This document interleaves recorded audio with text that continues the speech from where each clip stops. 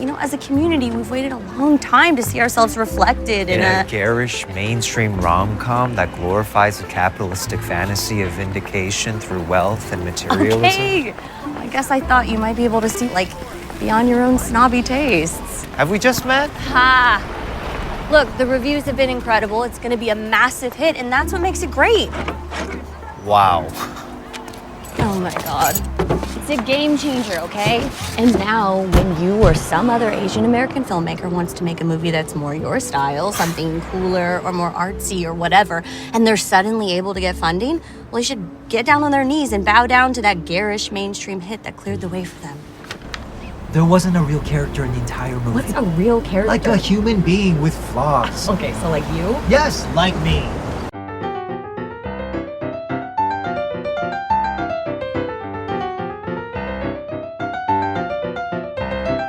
Hello and welcome to Comic Book Movie Oblivion, the podcast about feature films based on comic books and comic strips that people have stopped talking about. We're your hosts, Jordan and Kumar, that's me. And me.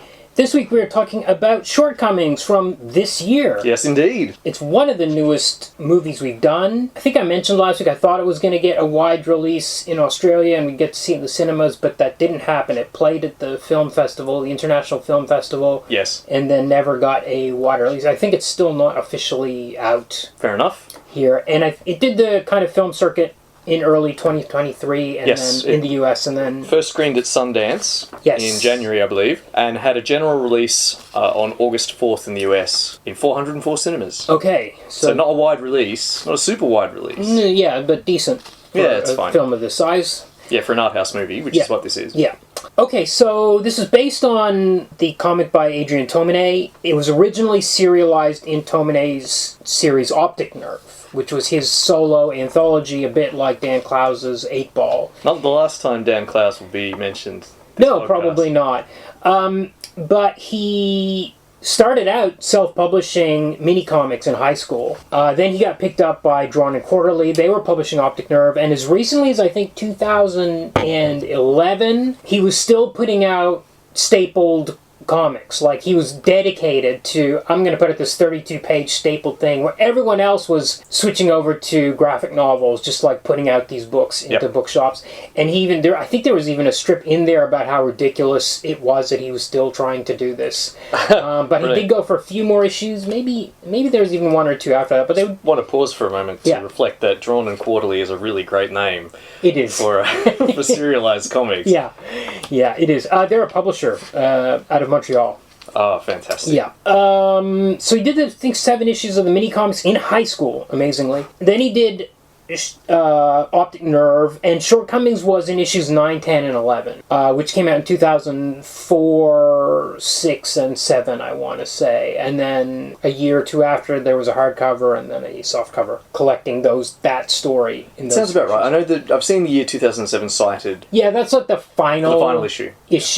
I guess it's a bit loosey-goosey. I do want to point out that Tomine was born in 1974. He's Californian. Mm-hmm. 4th generation Japanese. Yes, and I'm aware of that because sometimes I hear him in interviews trying to pronounce his own name, like people say I had to pronounce it, and I hear it, it's like, that's not right. Because he says Tomina or something like that. Anyway. Interesting.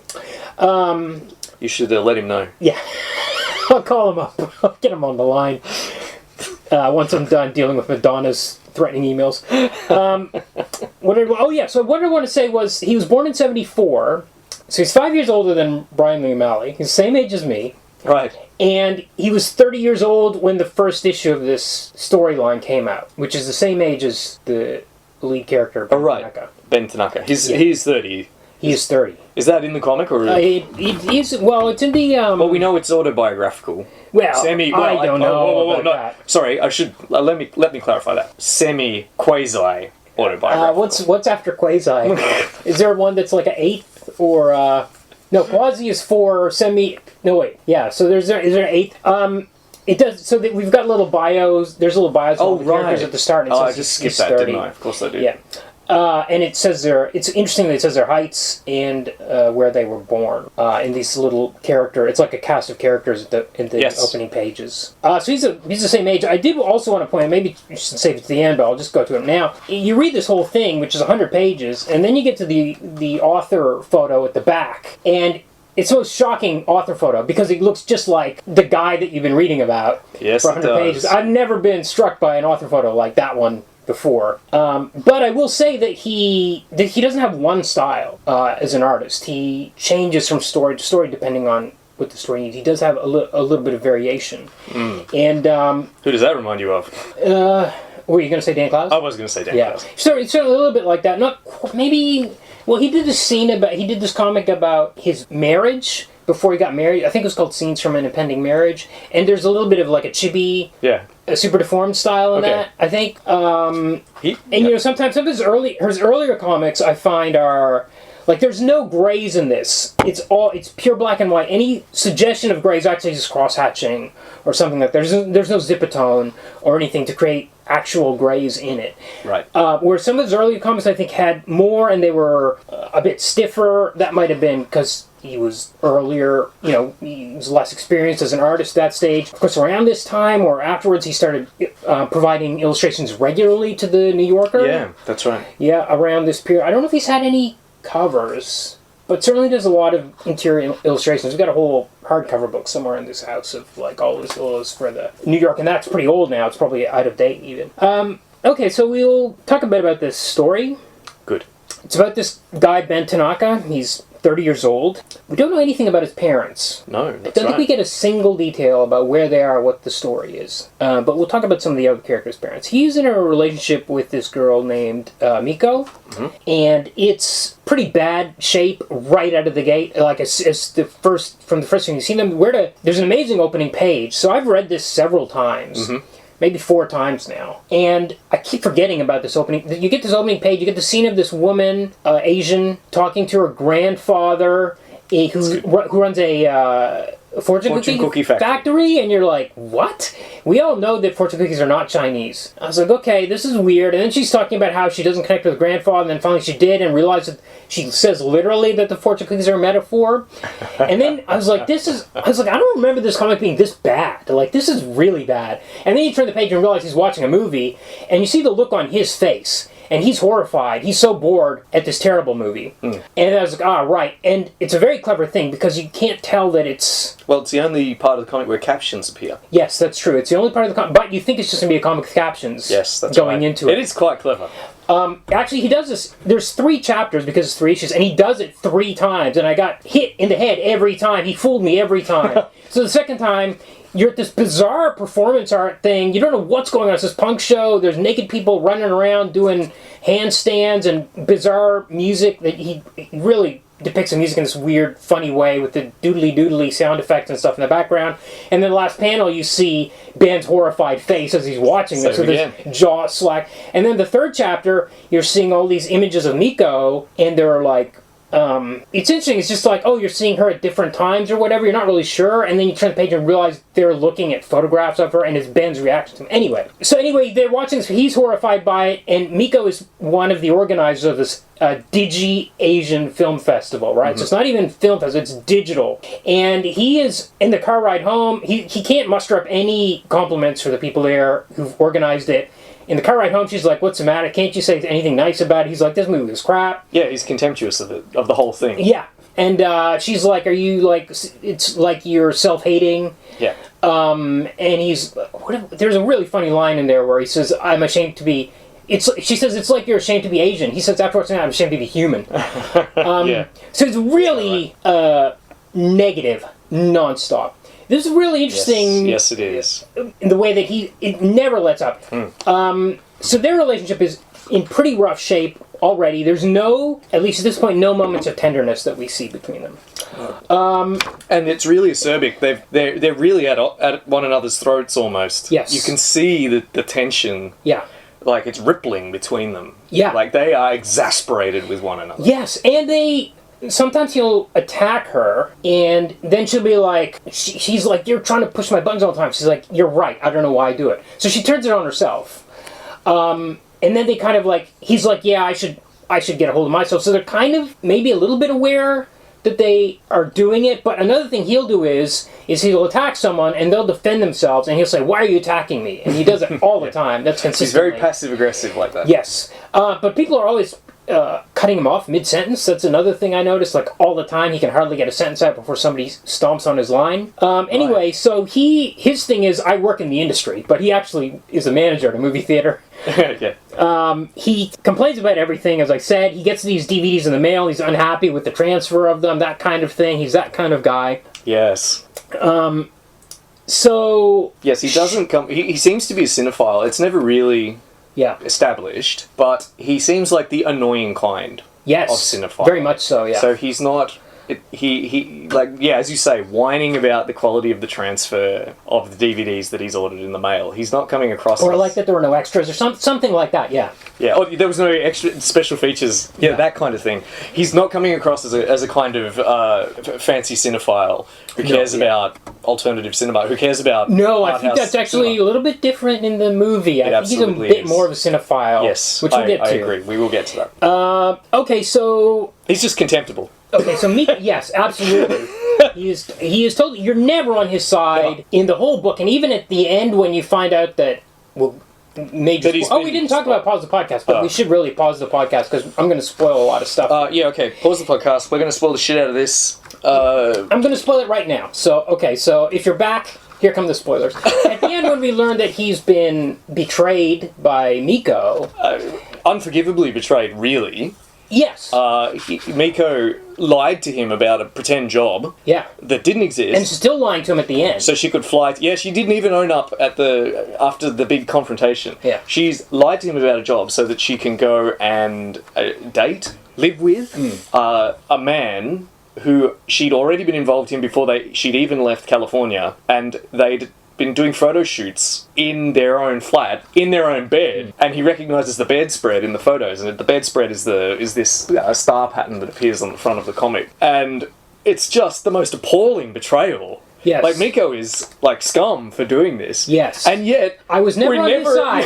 You're at no point are you on his side. Because actually he's he doesn't... so unbearable. Yeah, and he doesn't change, and I've read this 4 times, and I think it's an amazing achievement, artistic achievement. But every time I'm glad it's 100 pages and not longer. Because you couldn't put up with it for a page longer. Because it's a real... And also, I really love any work of fiction, like a novel or a movie, where the protagonist doesn't learn a lesson at the end and doesn't change. And I can think of a couple like Funny People or Young Adult with Charlize Theron, where she goes through all that stuff, and at the end she's still the same as she was. She hasn't learned anything from it. And it's kind of like that with this. Yeah, The Remains of the Day by Ishiguro. That's another one. Yes. At the end, like he gets on a plane and he flies home, and it's great in the comic because it's the static panel of him sitting next to the airplane window, and it's just the outside you see changing and he's static. And then you just get white out the window, and it's a comic book. It's not blue sky. It's a black and white comic. It's just white. It's the blank page. It's like, well, your future's open, but he hasn't shown that he's learned anything or changed in any way. He has no redemptive moment. Yeah. So anyway, on the other hand, we'll get into that. So she finds some porn DVDs that he's got, and they're all white women in these videos. Now this becomes a major thing, where she's like, you're after some typical Western media beauty ideal, or something like that. And she says, well, that's insulting to me, because it feels like you're settling for me. And he tries to argue his way out of this. They have another explosion. Yeah. Meanwhile, he has a friend called Alice. Mm-hmm. Alice Kim. Kim's a safe bet, given that she's Korean American. I think she is. She's a lesbian. Yes. Who's hiding it from her parents. She's a grad student. We should point out that he was in grad school, but he dropped out. We don't really know why in the comic. No. There's an explanation given in the movie. So he's dropped out of grad school. Meanwhile, I mean, Miko's having this film festival, so these people are doing all right, in a sense. I mean, they're in certain strata of society, let's say, that they're able to go to grad school and they have the choice to drop out, you know what I mean? Yeah, these aren't working class people. No. These are people who go to university. No. In fact, they sort of maybe slot into the model minority stereotype that's active in America. I mean, yeah, so where Asian characters that typically appear in American popular fiction tend to be university-educated professionals. Right. I mean, of course, Adrian Tomine is himself Asian American, so he's allowed to to do this. I'm absolutely not passing judgment on him, but this is a familiar paradigm. Yeah. So the only time we ever see any kind of humor out of Ben is when he's interacting with Alice. Yes. He actually has some jokes and stuff with her. And some self-awareness, like, later on when they find these pictures that Miko's taken, he's like, well, maybe he says, maybe she just wanted to try modeling. And Alice is like, this is crazy, are you serious? Like, what would you have done if she told you? Said, I probably would have been an asshole. Like, he's aware of that level, at least when he's in conversation with her. He doesn't, like, go on the attack necessarily all the time with her. Although he does keep defending her at the end, and it's just yet another thing that's loathsome about him. It's like, man, come on! Yeah. Like, he won't let Alice, at the very end of the comic, he won't let Alice criticise her. He won't let her shit talk. She wants to call her a lying bitch, which she is. Yeah. And he's like, don't! Yeah. He's like, come on, man! He can't... Well, Miko's the one that says you can't deal with change. You can't face change. That's the thing. Is if Alice starts going off on her, that's kind of accepting that the situation has changed in that way. So he's working at the theater. This new girl comes in, this blonde, white, 22-year-old named Autumn, and she says. There's a security camera. He says, look, sorry, it's the rules. You're going to be watched. He's like, oh, my therapist says I'm an exhibitionist, and you want to come to one of my performance art pieces. And one time she goes out for a burrito, and she looks up the camera and blows him a kiss. He kind of takes this as a sign. There's some interesting male-gazy kind of stuff in here. Yes, there is a lot of male-gaze especially when he goes into... There's a scene later where Alice takes him to a party, and there's scenes where he's looking at these girls, and then they, like, walk away from him, and it's really quite well executed. It's good, yeah. I agree. He should be dripping in sweat like a character in a Daniel Clowes comic. Yeah. Because we constantly see him perving. Yes. Like, he's glancing out of the side of to like right panel or left panel, and he should be saying grunt. Right. And dripping, because he's quite... Like, it's clear what he's doing. Oh yeah, and early on when... And I think even before Autumn starts flirting with him, his interest, I think, is clear already. Yeah. Because we know he fetishizes... Yes. Because Miko's accused him of fetishizing white women. Yeah. And it comes up again and again, Because she says, I see the kind of women you look at all the time on the street. So she knows. And Alice accuses him of it as well. Yeah, and not only that, Alice tells other people about it. Because when he meets new people, they're like, say, you're the guy that likes white You're the guy with white mayonnaise fever or whatever. Yeah. They don't use that term in the comic. There's no term for it. Yeah. Okay, so...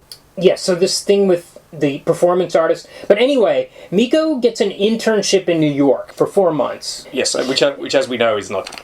But that's what she tells him, and he has no reason to... Well, before this, I should mention, once Autumn has started working at the theater, there's one moment of tenderness between them where Miko shows up at the theater with some tempura to give him. Yeah. And she says, she gives him the tempura, like it's a nice thing to do. Yeah. And he says, why are you so dressed up? She says, I was just out with the girls. Now, at the end of the book, we learn that she was the girls and that guy, or just that guy. Yeah. But there was more going on here. So this moment of tenderness is at the end of the book. Now, in the film, he'd just been hitting on Autumn when she showed up. Is that in the comic as well? He's in the window. He's showing her how to work the booth, like the box office. Right. So he's not actually hitting on her. No, not really. He's just maybe he's a bit close to her. He's interested. Yeah. Definitely. So, I mean, Miko pulls up in her car, honks the horn, he looks up, goes outside, gets the tempura, says, why are you dressed so nice? And she says, I was out with the girls, or whatever. There's a short interlude as well, where Miko tries to get him to come to bed. Yes. And when he's, like, slumped on the couch. So no offense to Adrian Tomine, but Ben is a dumpy, kind of ugly-looking guy. And he's sort of slumped on the couch. Yeah, he's complaining about his DVDs. Yes, that's the scene where he's complaining about the DVDs. He's complaining about his DVDs. He's not in his film. Like, Miko hasn't come up to him and interrupted him while he's doing something. Yeah. Like, he's not deeply invested in the film he's watching. This is a failing of the scene in the film, incidentally, I think. He's just sort of whining. He's tired and whining about stuff. And she says, come to bed. And he goes, I'm not tired. And she says, we don't have to go right to sleep. Yeah. And he's like, they'll come later. Yeah. And off she goes. And she was clearly trying to get him to go to bed with her in a figurative as well as literal sense. Yeah. And he just seems so pathetic. Yeah. Like, yeah. What is wrong with you? Yeah. So she takes this internship in New York. He says, I don't want to move to New York. She says, I wasn't really asking you to move to New York. Yeah. We'll be apart. And he's like, oh, okay. And he drives her to the airport. He complains about the traffic. on the way. Non-stop. And It's just so negative. There's an astonishing scene in the comic where he parks the car. They're going to be late for the flight. He parks the car. We get a bird's eye view, overhead shot of the car. They go out, and then we get the same shot again. 5 panels, just the same repeated empty car, or sorry, not empty, but the parking lot with the car in it. And then he comes back, and he sits down, and he pours out the coffee that I think she was drinking out the window. He has a sip, and then he pours it out. That's a great moment of cartooning, and we don't know what it means until later. At the end of the book, we learn that that was actually significant. This happens a couple times in the book where you get a moment where it's just like, oh, this is just he's manipulating time with the cartoon images. No, he's actually doing something else. So anyway, he immediately calls Autumn. That's the first thing he does. He's like, hey, I'll come to your gig or whatever. Then we get to straight away. Chapter 2, we get the crazy punk scene, and then he's horrified. She's like, did you like it? And he's like, yeah, it was really great. He's like lying about it in a way that he didn't lie about the film festival. No. So they go on a few dates. Alice is horrified by this because she's 22 and he's 30. Alice herself is chasing women. A 22-year-old waitress. Also, Alice goes after everyone. Like, she's omnivorous, I would say. Great. Excellent. All ages, all colors, she's after them. Later he goes to a party and Ben meets a girl who says, Sasha, we we have in common? We're probably the only 2 people that haven't been seduced by Alice at this party. It's like a big lesbian party. Yeah. So he tries to one night on a quote-unquote date. I think it's right after the concert, actually. They go back to her flat. Okay. And I think they only go on the one date. So he goes back to I thought they went out a couple of times. I don't know. It's possible, but they go back to her flat. She's got a wall of Polaroids, which is all just photos of her toilet that she wakes up, she urinates, and then she takes a picture of it. And this is an installation art project that she's working on. She says she can see patterns, and he tries to kiss her, and she's like, oh, well, he says, sorry, he tries to kiss her. It's just something he says there is funny. He says, oh yeah, this will be hanging in a gallery somewhere someday, because she's tentative, she's sort of almost embarrassed to show him. And he goes, oh no, this, I can see this in the Smithsonian, or some ridiculous statement like that. And then he tries to kiss her, and she's just not about it. She's like, no, and she says, I have to think about germs. And then he tells Alice next time they meet, like, she was with that guy, those naked people dancing on stage, and she has a problem with germs with me. Anyway, so that kind of falls apart, but then he goes to the party with Alice, I think at this stage. So he's supposedly having, quote-unquote, time off with Miko, who's in New York for 4 months. They need the time off or whatever. But whenever they call, it turns into a fight. At one stage, he hangs up on her. They fight all the time. So Alice is like, look, come to this party with me. He goes to the party. As he said, he's ogling the girls, but then he meets this girl, Sasha, and she's another white girl. He ends up dating her. Yes. And to the point where he sleeps with her. Yes. And There's so many... Yeah. There's a scene where I just want to mention that when he gets into the bed with her, there's a cutaway of her hair splayed across the pillow. And that's all you can look at. Yeah, and it's like all week, and it's almost like a typical pan away in a movie or something like that, or just an artistic moment where you're looking at, he's focusing on the hair to not show the explicitness of the scene. Of course, this turns into a big thing later on, which we've already said. Later on, we get almost the exact same panel with Miko's hair on, and he realizes, that's my bed. And then he goes and confronts her and explodes. And then he says, to the guy, her boyfriend, she's like, you fucked her in my bed. And it's like, that's the same panel as when you fucked that other girl in your bed. It's pretty amazing. Such hypocrisy. Yeah. When you first see it, when I first saw it, before all that becomes obvious, he's looking. We get a panel of his close up of his face, which should be he should be dripping with sweat, and, creepy, and then it's like they're getting ready to make love, and he's just looking at her hair on his pillow, and you read it and you're like, ugh, like he just only really cares about the color of her hair, right? But then it unspools and really pays off at the end of chapter 3 with because of the bedspread. He recognises the bedspread in the photos with Miko. Okay, so Sasha breaks up with him because her old girlfriend is coming back from wherever she was, and she's like, look, she's bisexual. Alice calls her a fence sitter, maybe a pejorative. Dabbler. One point is an insult she throws at her, fencer, sitter, and dabbler. I don't know how offensive these terms are, but I don't know if they're real very offensive terms for people in the bisexual community. I don't know, but Ben goes off at her, accuses her of betrayal. Yeah.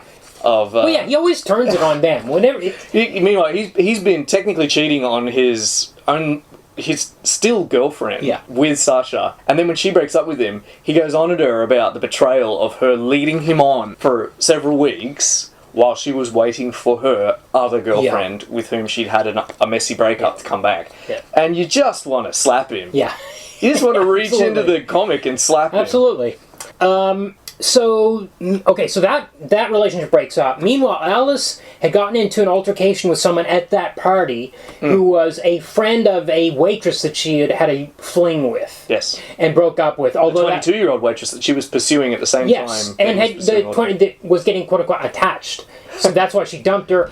So then on campus, she actually gets into a physical altercation with this woman, and she's suspended from school. Yep. She tells him, "Look, I'm gonna quit school, and I'm gonna go to New York. I have friends there. I can stay with them. Why don't you join me?" He's like, "I hate New York. Go away." Meanwhile, the movie theater is being inspected by like an earthquake, like seismic inspection team, Yes. and they deem it unfit, needs to be repaired. Yes. Needs to undergo renovations. Needs to shut down for a few months. Yes. So he's like, okay, might as well. Well, Alice calls him from New York, and she says, "I'm looking at something, and you got to come see this." She can't tell him what it is over the phone. She can't tell He him, has and to also, fly. 2004, you can't even really send a photo with your phone that would really maybe be good enough. I don't know. She couldn't describe it. Maybe she did, but we didn't get that scene. Good point. Yeah. I do like the way the film handles this, though. Yes. There's There's some we updates. can talk about when we get to it, yeah. Yeah. So he ends up flying out to New York. This is where we get the third false media thing where we see Miko, and then they're like, but they're looking at the picture and they're like, are we sure that's her? Which is an interesting thing in comics, which is harder to do in a movie, to not recognize someone from a photo of them. In comics, you can kind of pull it off. Yep, because everyone's just got the same face. A little bit of the same face. Because it's just a dozen lines or so. Yeah. So, in New York... And then she makes a transplanted crack in the film where she says, I know all Asians look the same to you. Yes. And that had actually appeared earlier in an earlier scene in the comic. Oh, is it? Oh, okay. It must be because in my notes it's ahead of... Okay. It's way ahead of it. So, Alice has ended up moving in with this woman, Meredith. Mm-hmm. Who I think she had met in California once or something. I can't remember the exact story. But anyway, she had moved out. She was staying with friends, but then she hooked up with Meredith. Now she's living with Meredith. And they've invited Ben to sleep on the couch. So then they start looking for Miko. Yeah. He goes to where she's interning. She isn't interning there anymore. Some other guy's working there. She was never interning there. Was The guy says, "I'm the only intern. I've been here X number of weeks. Oh. There's only one intern." She's never interned there. Okay. The whole thing was... I got the impression that guy didn't replaced her or whatever. Okay. You're I think right. it's You're possible, but I think it's more like, yeah. Yes, I think you're right. He throws, he brought flowers. He brought flowers. So they follow her and they find her with this quote-unquote white guy who's speaking Japanese to her. Yes. And he flips out. And they're like, what do we do? Then later he's looking at the pictures flips again. out, yeah. Ben flips out. He's looking at the pictures again, and then he recognizes the bedspread. Then he actually physically confronts this guy and her when they come out of the apartment. They're together. Yeah.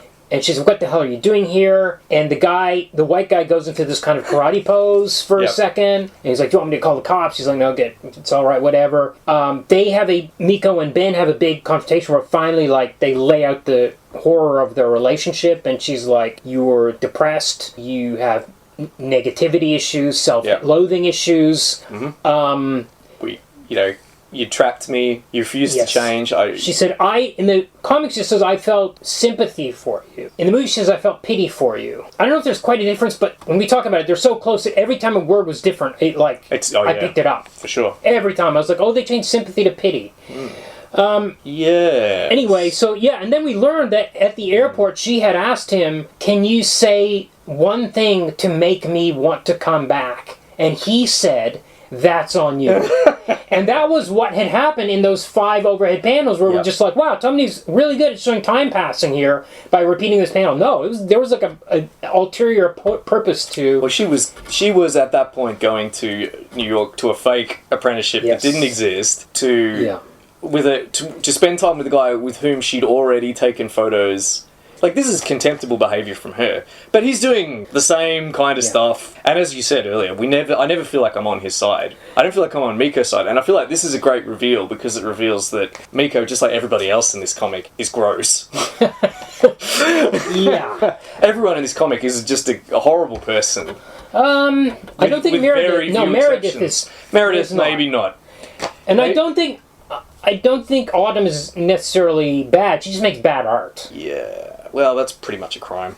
No, but she's made a lot more loopy in the film. But yeah, in the comic, she's just barely there, really. She's just sort of an object for his lust, Yeah. I suppose, and she makes dumb art. Yeah. Okay, but most of the people, especially most of the characters with a lot of lines, they're all horrible. Just like horrible people. I don't know. I think about these people. I think because Ben is so bad, he's so single-minded, he's so singular. Yep. That the other people don't seem as bad. They're just trying to find their way, and they're up and down, and they're good and bad. They have sides. Whereas Ben has somehow become this thing.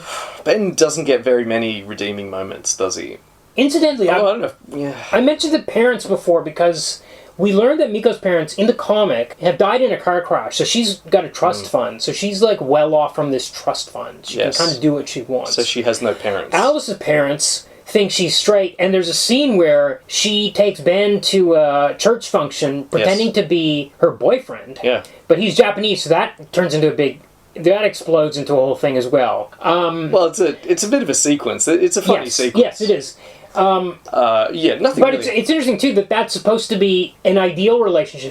She was supposed to be like a picture perfect relationship. Alice and Ben were supposed to look like a perfect couple, and then that just became a big mess at the church. So even that didn't work out. I don't remember that sequence from the comic. Yeah, because her parents are arguing in Korean, so we don't understand what they're saying. But as soon as they start talking to Ben, they say, "What's your last name?" And he says, "Tanaka." Then the parents start arguing with each other, and Ben's like, "What were they arguing about?" And Alice is just like, "Shut up."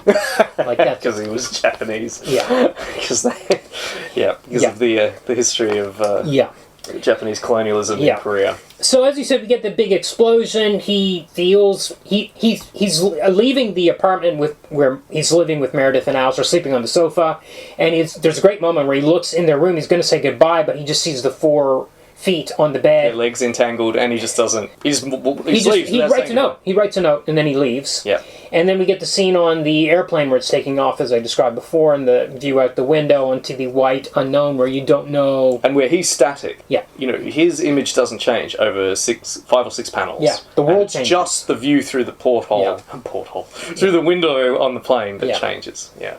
And as you pointed out, that's quite symbolic. Yeah. Yeah. Okay, did you want to add anything? I think we've gone kind of through. No, we've most covered of the major all stuff. of the plot of the comic, so let's move on to the film. Okay. Which is very, very similar to the comic, but also very different in some really odd ways. Yes, I actually, when I started watching it, I was shocked by how close it was. Not even the dialogue, but also the scenes, order of scenes, length of scenes. Everything was almost like Sin City in closeness, starting out. Anyway, this is directed by Randall Park, his first feature, the actor. But he's also been in Aquaman, and he's in the MCU. He is. He's all the way back to Ant-Man. WandaVision and Ant-Man. Yeah.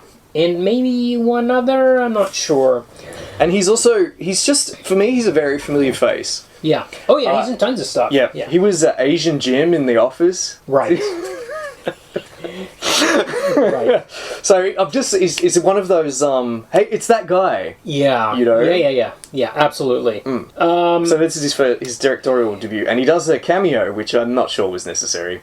In the... I know exactly the scene you mean. I was fine with... Tomine's got a cameo in it as well. He doesn't. Where is it? He is the guy in the scene where Ben explains to the theater that they have to shut down. He's the guy that's on his phone, and he says, "Can you please get off your phone?" Great. And you cut away to him, and it's Tomine Great. that's doing it. Right, his name tag even says Adrian. Oh, I didn't notice that.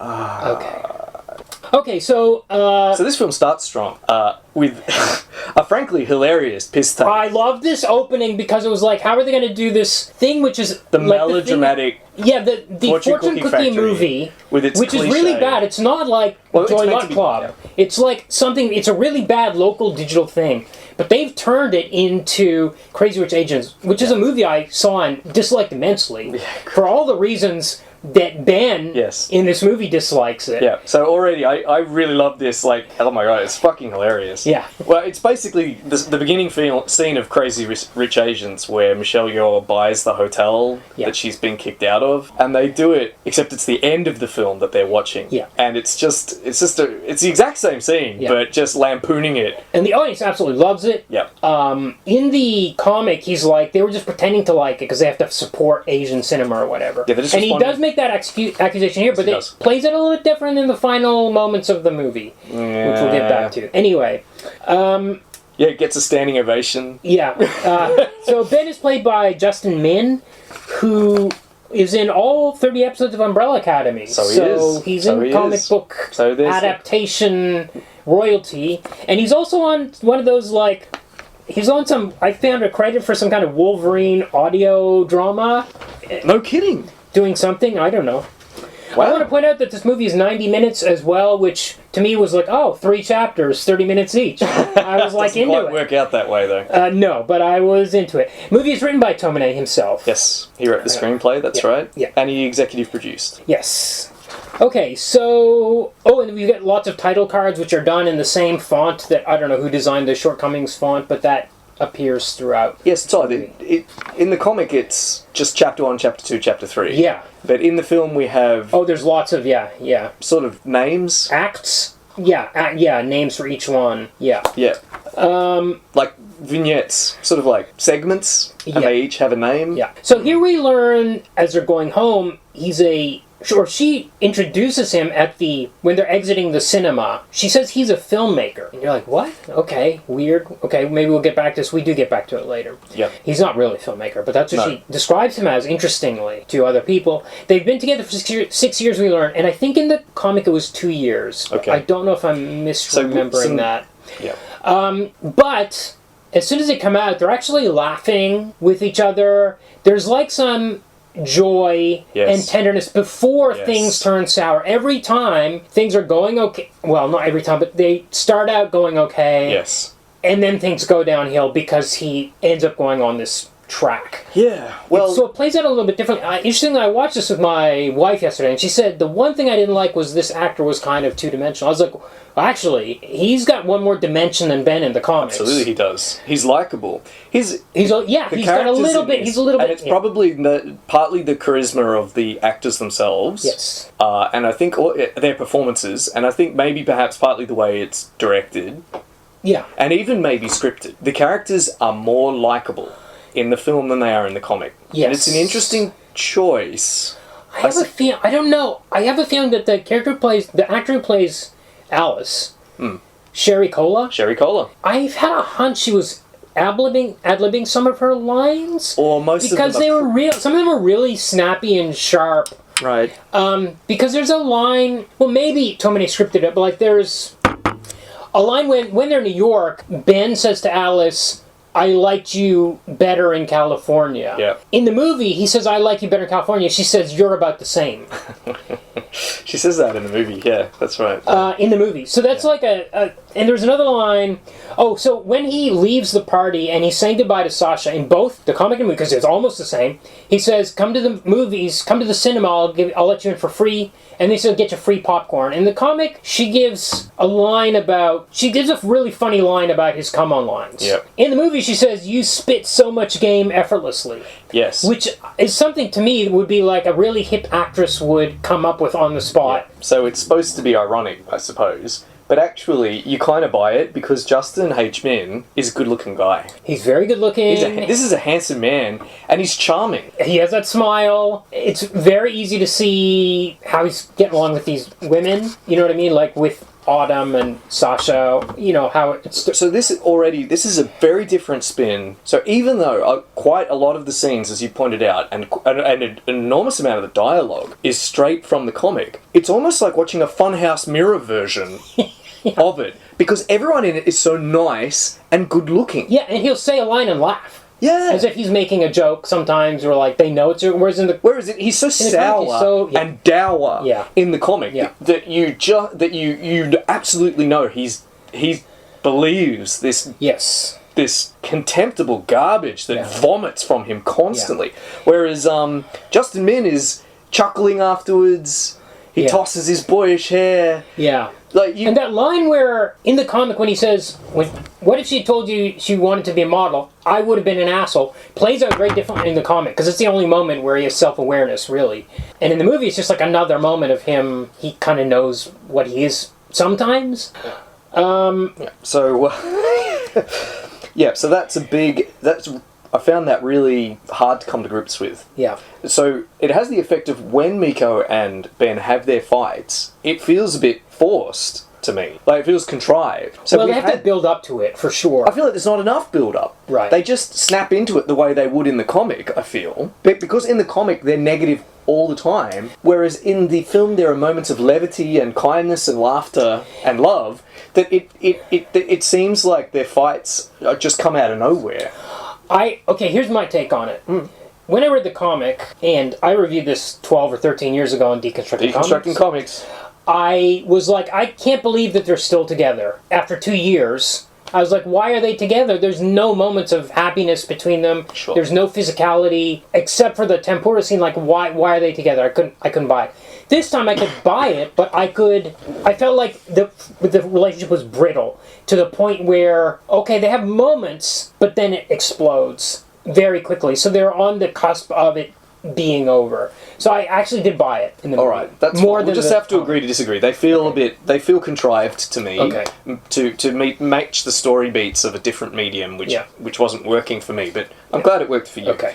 There's a couple of fun lines. So at the movie theatre where he works, he has some funny co-workers, including Gene, who's played by Jacob Batalon. Yes. From Hawaii, who's from the Spider-Man movies. Yes. With not Tobey Maguire, with Tom Holland. Yeah. Yeah, that's right. And he has a line where they even talk about the Spider-Man movies. Well, and also Randall Park he's getting his money from Disney as well. That's right. He's directed this movie, and there's a joke about the. And they are discussing at one point. We overhear them say Snowpiercer is a sequel to Willy Wonka. Yes. Yes. Which I was very pleased to see, because of course we did Snowpiercer way back in episode 2 of Comic Book Movie Oblivion, and shortly after we recorded it, you or Ashwin sent me a video on YouTube of the fan theory that Snowpiercer is a sequel to Willy Wonka, and it sounds like such a non sequitur, but you watch this video and it's funny as hell. Yeah. And we never actually posted it to the Facebook page, so I think we will have to do it this week. I want to say the other co-worker is Scott Seiss, who's a very funny guy. He's might have seen his videos where he pretends he works in like an IKEA and he's dealing with customer complaints. He's absolutely hilarious. And as far as I know, I've never seen IKEA guy, yeah. I've never seen him. He's been in 2 movies in the last couple of years. The other one was Cocaine Bear. So he's like started to show up in stuff. Maybe he's in other stuff, but he was a pleasant surprise too. So I didn't have that much to add. It's interesting, the 2023 updates are the things that I also noticed the most. For example, in the scene with Sasha, the first time he kisses her, he's about to kiss her and he says, "Can I kiss you?" And she's like, "Whoa." And he's like, "Oh my God, I'm so sorry." And she's like, "No, I can't believe you asked." Like, are you serious? You asked me if you could kiss me? In the movie, it's like, she's like, "Whoa," and he says, like, "Can I kiss you? It's okay." And she says, "Consent granted." And then kisses him. There's another, at the end, there's a whole scene with Meredith where she's talking about how, this is actually a great scene in both the comic and the movie, or it's an important scene, I should say, where this is after Alice and Ben have seen Miko with this white guy that speaks Japanese. And Meredith's like, you can't understand attraction, and it's normal for people to have types. There's everybody has a different angle on this. Like, some people are like, it's not okay to have a type, like Alice definitely doesn't. Whereas meanwhile Meredith is saying, well, people have a type. And she says, the line is, "Ben, do you really think you can be so logical about what turns your head?" Yes.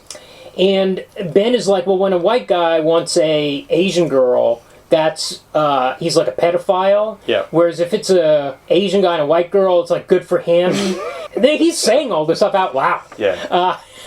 So, and in the comic, it's just Ben, right? He's been saying that shit the whole way through. Yeah, but he has it with Meredith, and she's calling him on it.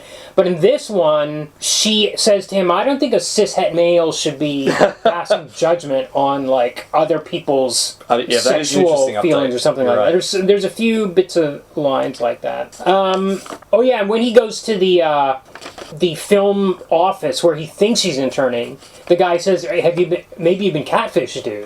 Yes, that's right. Which is not in the comic. That was That's another not in the thing. comic. And wouldn't have been back then, I suppose. There's a funny scene when he does the same scene where he is Alice's date for the wedding. Yes. And they have an interesting little conversation where they talk about his Japanese heritage, and he talks about his Japanese American heritage. But then, in the very next line, he says that he's often mistaken for Korean. Yes. And it was incongruous because he'd just been almost passionately defending his Japanese American heritage, but then he makes a throwaway gag about being mistaken for Korean.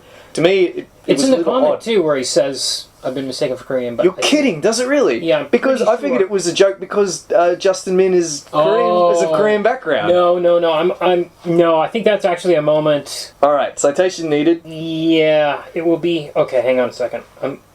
God, is it chapter 1 or chapter 2 when they go to this church function? One, surely. Yeah, it's something we didn't talk about because I'm trying to find the scene and it's difficult to find it. But he changes scene. Tomine changes scene mid-page. Now, if you've read this is an amazing thing in comics actually, and it's rare. I think the Hernandez brothers do it. But it's actually, if you read the Alan Moore How to Write Comics book, just ring the bell for that.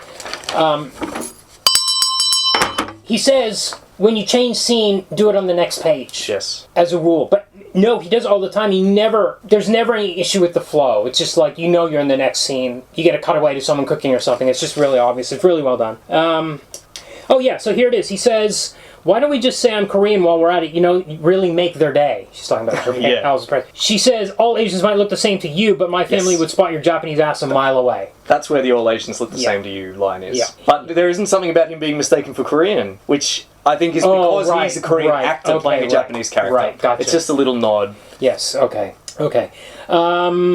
The pictures have been moved to Instagram. Yes, a good change. Good change, yeah, for sure. And also, they don't know anything about the pictures when he arrives in New York. And another change is the cinema is being shut down permanently. Yeah, it's not not just temporarily. renovations. It's like... And there's an odd scene where Gene interrupts him, gets up and tells everyone he's been hired at the multiplex. Yeah.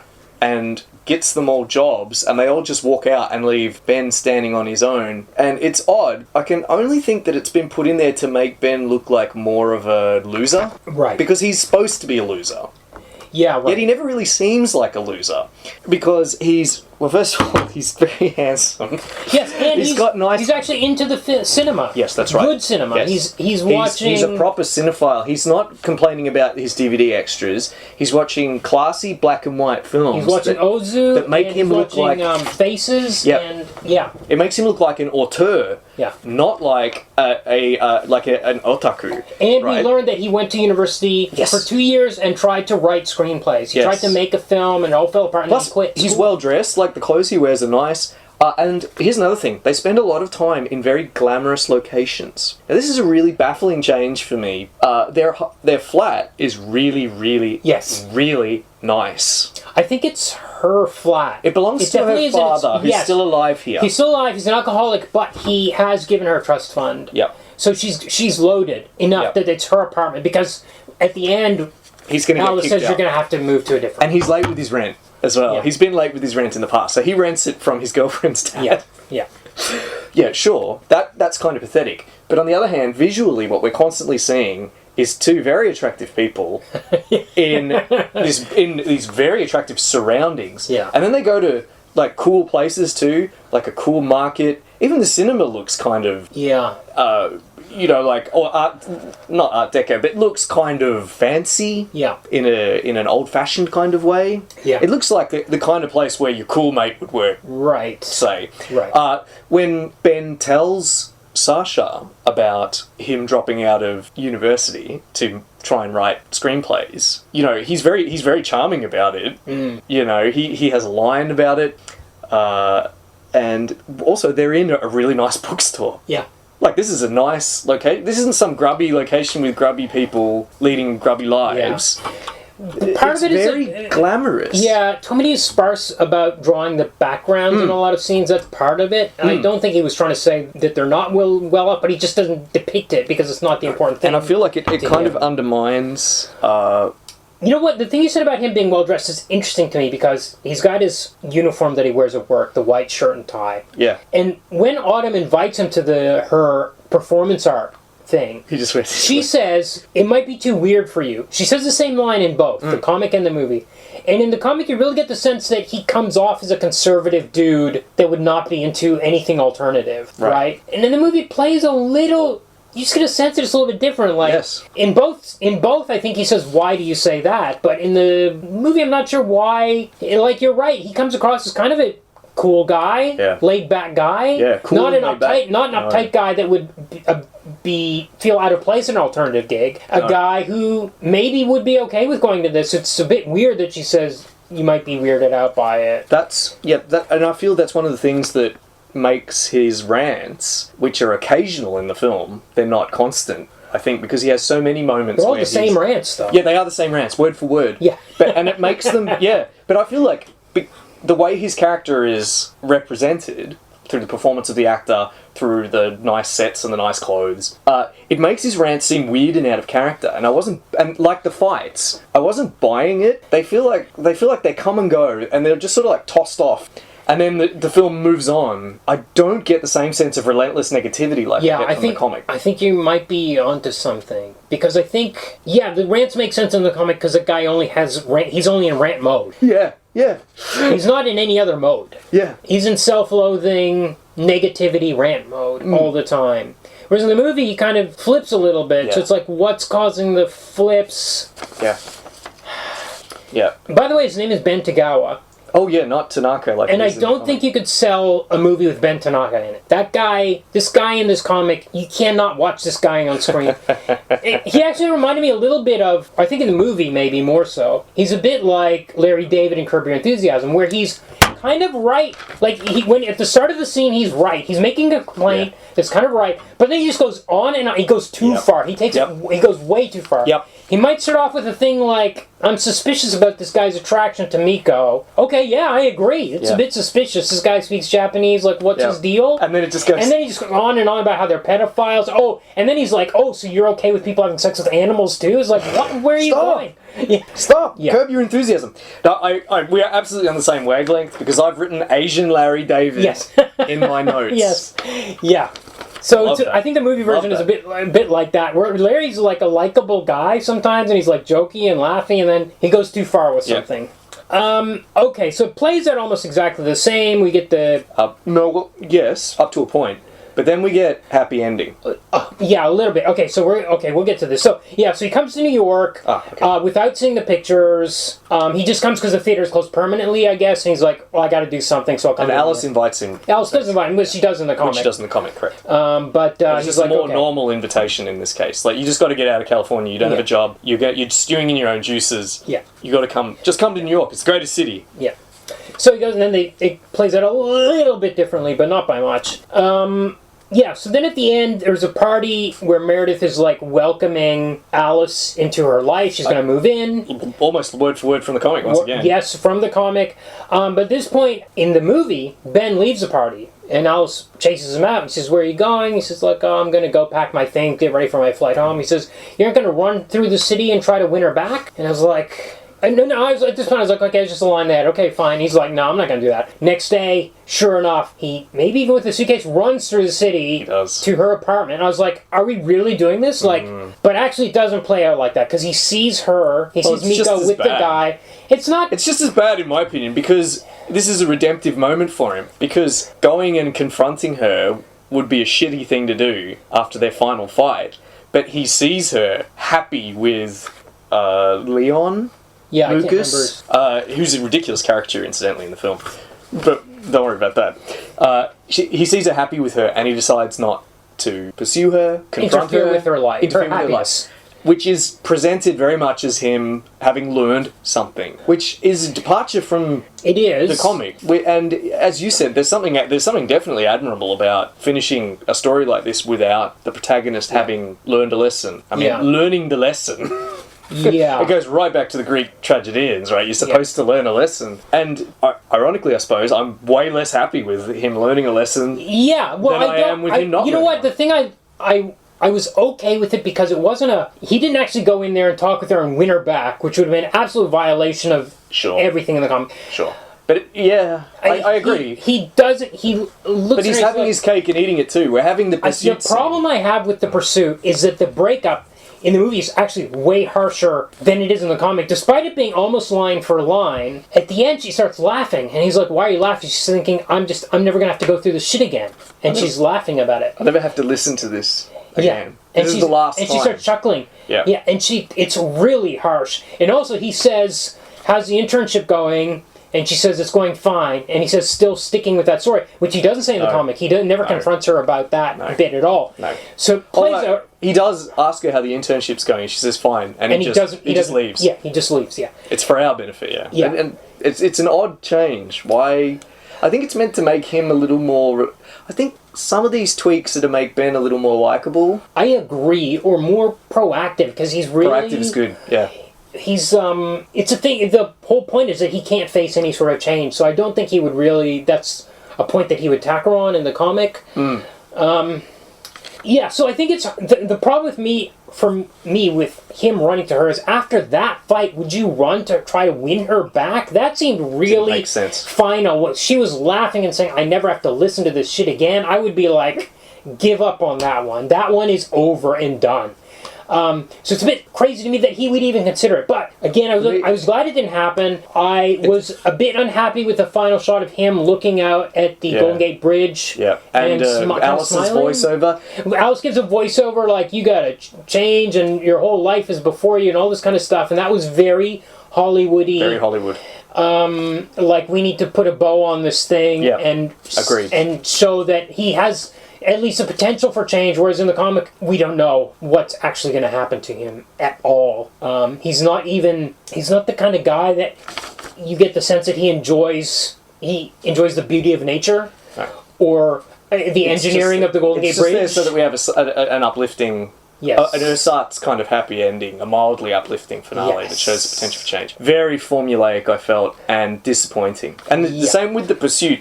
I feel The Pursuit really irritated me. Like you said, it's cliched, but also it's so they could have the fight. It's like having your cake and eating it too. Mm-hmm. They could have the fight, but they could also have him being the better guy by not doing it a second time. Yeah. Which is, why do you have to have both? Should you have both? Shouldn't he have, for us to give him the kudos for not interfering in her life, shouldn't he have not had that big blow up to start with? Yeah. We don't really... How is he possibly going to convince her? That's right.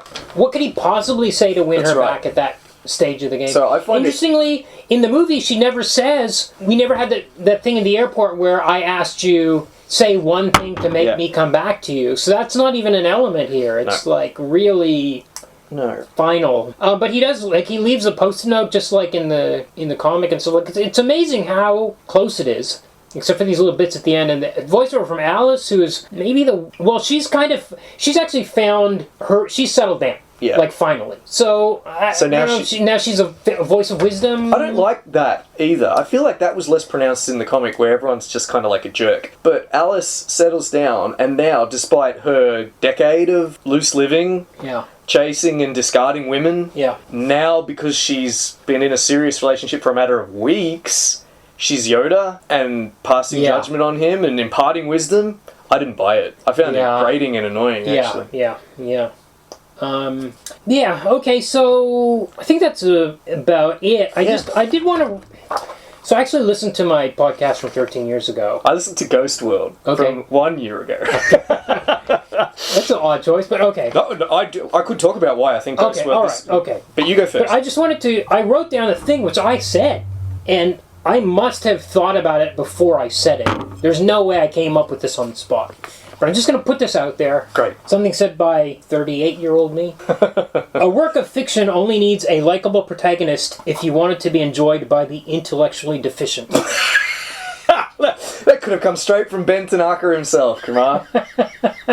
I might have been in his headspace when I thought of it and said it. I agree. I think... No, I don't agree, because that's terribly elitist. But I do agree, because I think a mark of strong fiction is if you have an unlikable protagonist and you enjoy it and are invested you're invested in it, yes. Regardless. Yes. I've always felt that way. Yeah. Okay, did you have any trivia or anything? There's not a lot of trivia actually about this movie because it's so new. The box office, fairly low, almost 700,000 US dollars so far. Yeah. I don't know if that's typical for an art house film.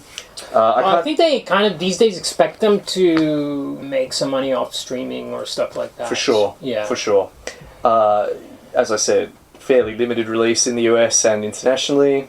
Did the festivals about 10 months ago. And it's the anti Crazy Rich Asians, really. So that mega crowd is definitely not going to show up for this one. But okay. No. The reviews are generally positive. Yep. There was one that appeared in the New York Times, which I might quote. No, I'll hold off on that, and I'll quote it after we've done our votes. Oh, interesting. Okay. Alright, and otherwise, no, I don't have much else to add. I did want to say one thing I forgot to mention was that the actress that played Miko, her name was Ali Maki, is in the Disney Cloak and Dagger TV series. Really? Yes. Cool. And she's also in Disney cartoon Hit Monkey as a voice of somebody. Oh, what's Hit Monkey? Hit Monkey, I watched one episode with my older brother, when I was jet lagged. I've told stories about my being jet lagged, watching stuff with my so I don't remember much of it, but it's about it literally an assassin monkey cartoon. I have no idea about anything else about it. Watch one episode. And so apparently she's in Cloak and Dagger, which I have no idea about. Look, I took some notes on Asian American and Asian Australian representation in cinema and television. Okay. It seems I read as far as in film, despite the outlier that's Crazy Rich Asians and Everything Everywhere All at Once, it seems like from 2007 to the present there has been not much meaningful increase in representation for Asian Americans, despite the fact that they're the fastest growing demographic in the United States. Shang-Chi? This is all Shang-Chi is present, that's all very recent though, almost in the wake of Crazy Rich Asians, isn't it? And the cutoff date for this particular study by the University of Southern California was 2019. They also included Pacific Islander actors, which inflated their figures a bit because 14 movies have The Rock as the lead.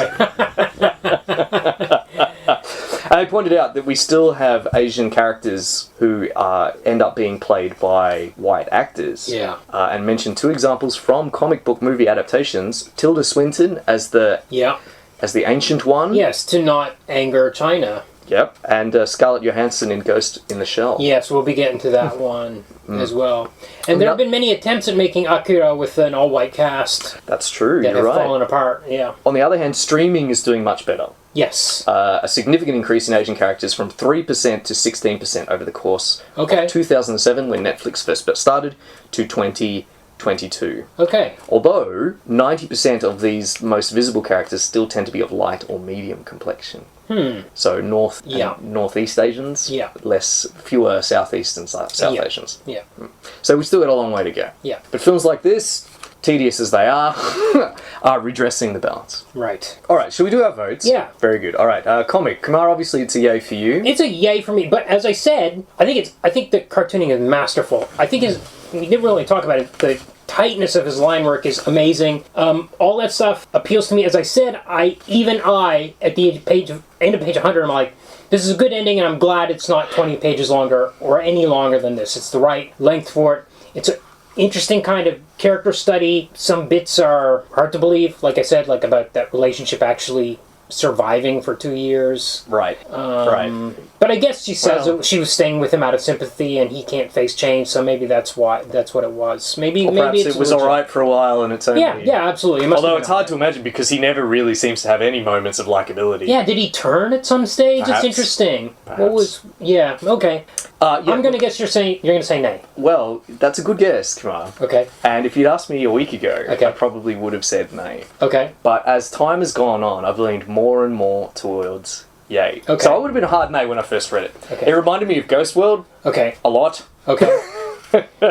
So not just in terms of the art, which I think is actually kind of similar. Yeah, he's heavily influenced by Daniel Clowes for sure. I believe it. And in terms of it fitted into my horror of, or perhaps my juvenile horror of grown-up comics, quote unquote. Yes. Yeah. And of course, there's the fact that everyone in it is so relentlessly unlikable. Well, my take on that was that they were not unlikable in comparison to Ben. That was my cursory reading. I don't know what my surface reading of it, I guess. Anyway. But after watching the film particularly, and watching the way the film has kind of mangled it by making Ben more likable and some of those other changes, I started to really respect his commitment. Yeah. Yeah. To making Ben this way. Yeah. And even over the course of this discussion, just some of the thought he put into plotting and some of the treats there are when you reread it. Yeah. The way he begins at each chapter. Yeah. The sequences, the time-lapse sequences, the puzzling panels where you're not quite sure what's going on, but it pays off later on. Because of that, I've come around to a yay. I think this is definitely a work of art. Okay. Okay, excellent. Film, Kumar. I was going to say yay. After discussion, I'm not so sure. But listen, This is great. Here's what I'm going We've to gone say. parallel. Yeah, here's what I'm going to say. I think it's good. I'm going to say yay. I think it's a good movie. I think if the comic wasn't there, I think it's a good movie. I think there's some stuff that's not quite right, sure, and the ending is bad, but that's the last 5 minutes of it. Up until that point, it's actually pretty good. I think the performance I think Sherry Cola is great in this. It's well shot. I think, as you pointed out, it looks really good. Really good too for a first. Yeah, it's too good for. But yes, he's not done anything wrong. So I think there is stuff wrong. There's stuff wrong with everything. So I'm going to say yay. It's not egregious. Okay, well, for me, it's an A. Okay. A serious A. I found it's boring. All the other... I found it boring. The stuff... Well, a little boring. All the stuff I said earlier about how uneven it is, inconsistent, and also some of the themes... I don't know if theme is the right word, but some of the issues that the comic is kind of wrestling with are really kind of stripped out in the film in favour of more kind of light-hearted moments. And here's where I'll refer back to the New York Times review, which I felt kind of summed it up a little bit for me. As I said, this review, like many of the film, is generally positive, praising the film, among other things, for its freshness in engaging with the concept of Asian American identity. But, and here's the critique, it's shot like a sitcom, flat, shiny, perfunctory. And structured like one too, with quip-heavy vignettes that resolve in pat conclusions. That's true. Yeah. Ben surely deserves whatever comeuppance he gets, but Shortcomings traces too neat a narrative journey at the very end, leaving a trail of unexplored questions and missed opportunities in its wake. And that's kind of how I feel about the film. Yeah. Maybe I should change the name. It would be consistent with me changing the yay. No, that's right. But what about adaptation? Come on. I'd say yay. Even if I said nay to the movie, I would say yay, because it's like Sin City. I was just like, holy cow, this is like I said, it was so close that anytime they changed a word, I was like, oh, they changed that word, or they added that to those two words there, or something. Some of the like update. that. So to bring it up to 2023. Yeah, but almost everything is, when they're driving to the airport, he screams because somebody cuts him off, instead of it being like heavy traffic at 8 p.m. To talk about Ghost World again, do you remember where Seymour goes apeshit at people when they cut him off? Yeah. The fat people especially. Yeah. And, his anger feels so visceral and real in that scene. Yeah. Like, Steve Buscemi that is funny. I thought about that when Justin Min was doing his rant, which just felt so tepid and like he was going through the motions. Like, the script needs you to yell here because you're supposed to be... He really ranted in that scene. I didn't feel it. It felt a bit like, compared to Steve Buscemi's, you fucking fat people, what the... You can't compare. No, you can't compare any actors to Steve Buscemi. Maybe that is unfair. The guy's a veteran. Really. Maybe that's probably unfair, I agree. And he certainly doesn't look like Justin Min with his shirt off, that's for sure.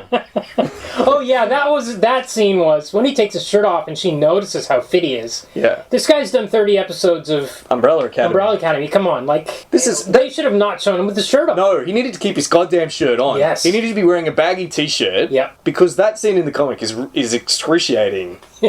Yeah. Whereas in this, Yeah. it's sexy because he's ripped. So where are you coming down on adaptation? For me, this is a hard nay Oh, interesting. Okay. on the adaptation. For a couple of reasons. So, on the one hand, the adaptation is too slavish. I think it's too similar to the comic. Okay. So that when it does change, those changes really stick out like sore thumbs. You know, why are the locations so glamorous? What an odd choice. Why didn't you cast some actors that were more physiognomically like their inner selves? You know? It's like I said earlier, it's almost like watching a Funhouse Mirror version of Shortcomings because of how...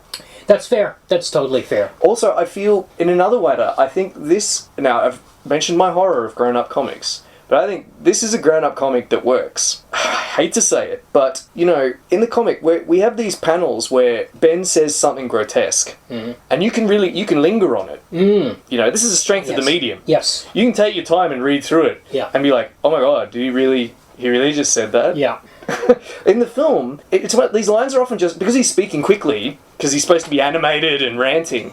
He'll toss off this line, and you don't even have time to come to grips with it. And then we're moving on to the next scene. You're right. And they're strolling down a street or something. You're right. In California.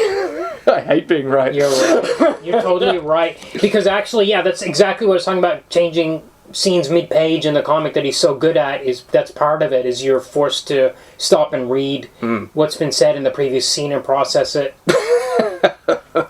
I've never been so ashamed of being right. But no, that's why I come down as an A on that for an adaptation. Okay, I'm going to stick with my yay, but I think everything you've said is correct. Very flattering, thank you.